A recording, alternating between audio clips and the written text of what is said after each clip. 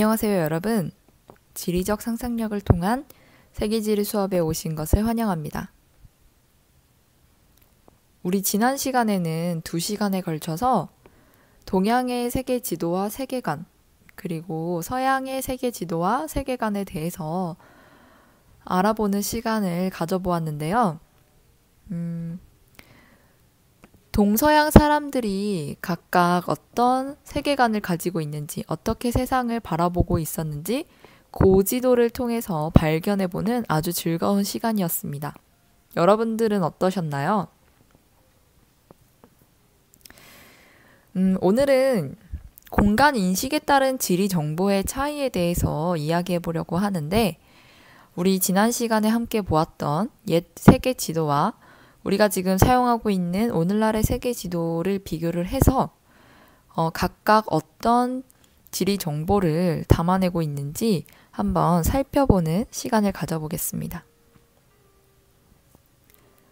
아래에 함께 첨부되어 있는 학습 노트를 다운로드 하셔서 이 영상을 함께 시청하시면 되겠습니다. 그럼 시작해 볼까요? 지리 정보란 무엇일까요? 지리 정보라고 하는 것은 지표의 공간의 자연 및 인문 현상의 상호작용에 관한 정보를 우리가 지리 정보라고 이야기를 합니다. 지표의 공간에 담겨져 있는 자연 현상과 인문 현상을 모두 담아내고 있는 정보이기 때문에 이 지리 정보에는 여러 가지의 종류가 있는데요.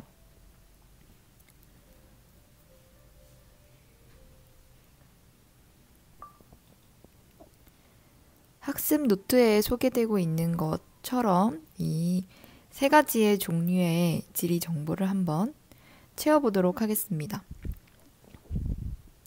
지역의 특성과 변화를 파악할 수 있는 이 지리 정보 중에서 한 장소의 위치나 형태 등을 나타내는 정보를 이렇게 이야기합니다.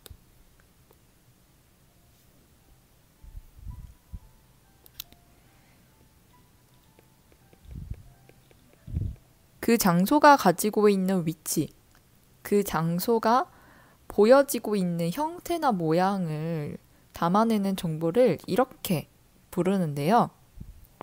이 정보는 바로 공간 정보입니다. 위치나 형태를 나타내는 정보를 공간 정보라고 이야기하고요.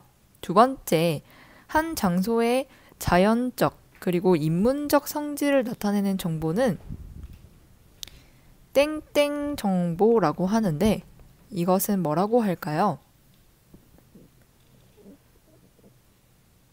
자연적으로 나타날 수밖에 없는 성질, 그리고 문화나 종교와 같이 인문적인 성질을 나타내는 정보를 포괄해서 우리는 이것을 속성 정보라고 이야기합니다. 그리고 마지막으로 한 장소와 다른 장소와의 관계 형성을 나타내는 정보라고 하여 이 정보는 관계 정보라고 이야기합니다. 그러면 이 3가지의 정보를 활용해서 우리나라의 정보를 각각 구분해보는 활동을 한번 해볼까요? 지리정보 구분해보기. 우리나라는요, 중위도에 위치를 하고 있고 호랑이 모양을 하고 있습니다. 이것은 3가지 정보 중에서 어떤 정보에 해당하나요? 위치를 소개하고 있고 형태를 나타내고 있으니까 이것은 공간 정보가 되겠습니다. 그리고 이어서 대한민국은 면적이 약 10만 킬로미터 제곱이며 인구는 약 5천만 명이고 온대와 냉대 기후가 나타나는 세계적인 공업국가라고 이야기하고 있습니다.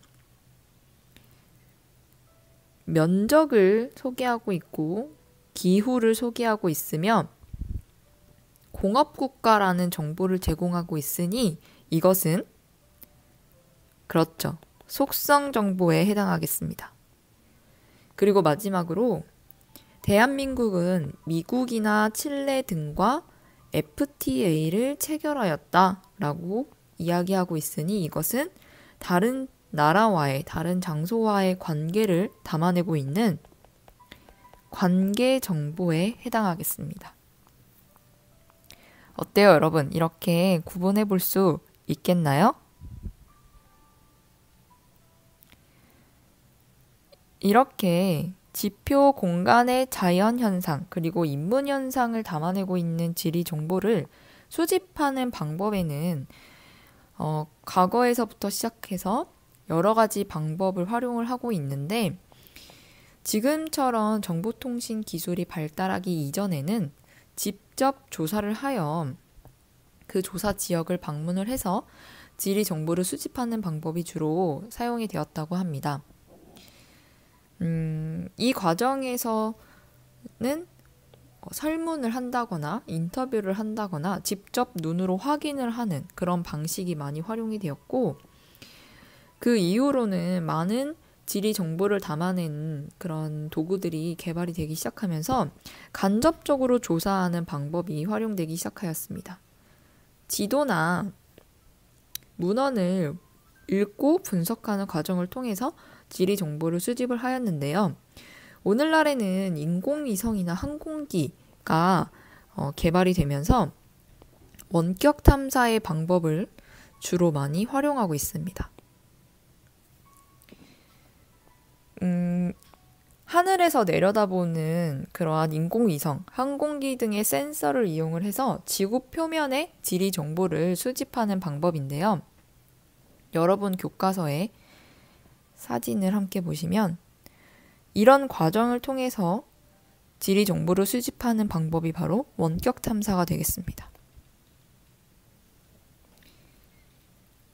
빛을 반사시키는 파장을 통해서 이곳이 산림인지 땅인지 또는 물인지 그런 것들을 구분해서 지리 정보를 수집하는 방법인데요. 이것은 관측 대상과의 직접적인 접촉이 없이 먼 거리에서 특정을 통해서 지리 정보를 수집하는 기술이기 때문에 넓은 지역의 정보를 실시간 그리고 주기적으로 수집할 수 있다는 그런 이점을 얻을 수가 있습니다. 그러면 다시 학습 노트로 돌아와서 이 원격 탐사를 이용하였을 때 우리가 얻을 수 있는 장점이 무엇이 있는지 정리해 보도록 하겠습니다. 방금 확인해 봤던 것처럼 이것은 하늘에서 내려다볼 수 있는 그런 시각적인 효과를 얻을 수 있고 또 기계가 우리를 대신해서 이동을 해서 정보를 수집하는 방법이기 때문에 원격 탐사를 활용하였을 때는 사람이 직접 가지 못하는, 갈 수 없는 곳에 정보를 수집할 수 있다는 그런 이점이 있습니다. 그리고 직접 가지 않고도 정보를 얻을 수 있기 때문에 시간을 절약할 수 있다는 장점도 있고요. 방금 우리가 확인했던 것처럼 실시간의 정보가 가능하고 또 장기적인 변화의 관찰이 가능하다는 장점이 있습니다. 그래서 과거에는 이렇게 여러 가지 수집 방법을 통해서 얻어낸 지리 정보를 종이 지도로 또는 책으로 많이 기록을 해서 공유를 하였는데요. 오늘날에는 이것을 디지털 정보로 전환을 해서 컴퓨터로 그것을 수집하고 관리하는 방법이 많이 사용되고 있습니다. 그것이 바로 여기 아래에 소개하고 있는 지리 정보 체계입니다. Geographic Information System이라고 부르고 이것의 약자가 더 흔하게 사용이 되고 있는데요. 그래서 GIS라고 부르는 이것은 우리가 앞에서 봤던 지리 정보를 수치화하여서 컴퓨터에 넣을 수 있는 정보로 변환을 해서 컴퓨터에 입력하고 저장하고 사용자의 요구에 따라서 목적에 따라서 그것을 다시 분석하고 가공하고 처리하여 필요한 결과를 얻는 지리 정보 기술을 GIS, 지리 정보 체계라고 이야기합니다. 이것은 오늘날 우리가 활용하고 있는 그리고 우리가 일상생활에서 편리함을 얻을 수 있게 하는 그런 현재를 가져오게 한 아주 획기적인 기술이었는데요. 이것은 복잡한 지리 정보를 다양한 유형의 크기로 지도화할 수 있기 때문에 또 컴퓨터로 처리가 가능하기 때문에 빠르고 정확하게 이 정보를 활용할 수 있다는 아주 강한 장점이 있습니다. 이것은 우리 주변에서도 굉장히 다양한 분야에서 그리고 굉장히 많은 곳에서 활용이 되고 있는데 가장 많이 활용하는 분야가 국토를 개발을 하거나 도시를 개발하고 환경을 보전하고 환경을 개선하기 위한 분야에서 많이 활용이 되고 있습니다. 그리고 이것을 활용해서 공간정보 서비스를 많이 제공을 하고 있는데요. 예를 들어 오늘의 날씨, 내일의 날씨, 그리고 일주일 뒤의 날씨를 제공하는 그런 날씨 정보 서비스나 또 길찾기, 교통정보, 실시간으로 제공되는 교통정보 같은 것을 제공할 수 있는데 기반이 된 것이 바로 GIS입니다. 이 날씨나 길찾기나 교통정보를 가능하게 한 그 바탕에는 GIS의 친구인 이 GPS가 아주 큰 영향을 미쳤는데요. GPS는 어떤 영어 단어의 약자일까요? 한번 써볼까요? GPS의 G는 GIS와 마찬가지로 역시 그렇죠. 지오그래픽이 되겠고 그러면 날씨나 길찾기나 교통정보를 얻기 위해서 필요한 기반 정보는 무엇일까요? 네, 위치입니다. 이 사용자가 현재 위치하고 있는 위치를 알아야 그 지역의 날씨, 그리고 그 지역으로부터 다른 곳으로 이동하기 위한 길찾기, 그리고 교통정보 서비스를 제공할 수 있는 건데요. 그렇다면 이때의 P는? 네, 맞습니다.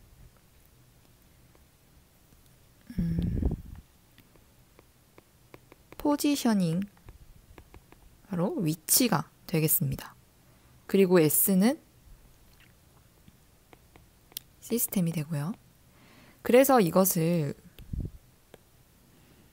우리는 이렇게 부릅니다. 바로 위성, 위치, 확인, 시스템이라고 이야기합니다. 이것은 GIS와 달리 인공위성에서 보내는 신호를 수진을 해서 사용자의 현재 위치만을 알려주는 시스템인데요. 우리가 일상생활에서 가장 많이 활용하고 있는 것이 바로 이 GPS가 되겠습니다.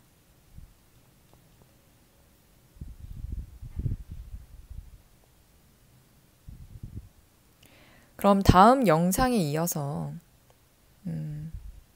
학습을 이어가 보도록 하겠습니다.